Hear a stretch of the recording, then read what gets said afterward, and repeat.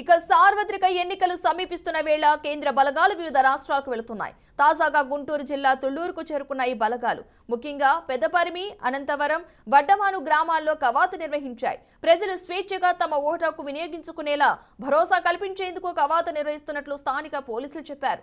సంఘ వ్యతిరేక శక్తులు ఓటర్లను అడ్డుకోకుండా ఉండేందుకు ఈ కార్యక్రమం చేపట్టినట్లు తెలిపారు. త్వరలో మరిన్ని బలగాలు రాష్ట్రానికి రానున్నట్లు తుళ్లూరు సిఐ సుభాని వెల్లడించారు.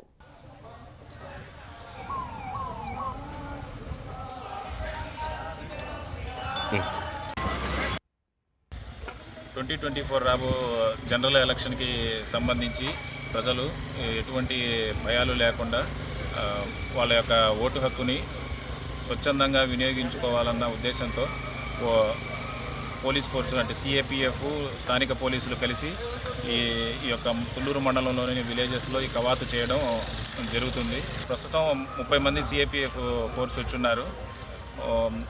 ఇంకా పరిస్థితిని బట్టి ఇంకా వస్తారు, ఇంకో ప్లటూన్ రావచ్చు. తుళ్లూరు మండలంలోని సమస్యాత్మక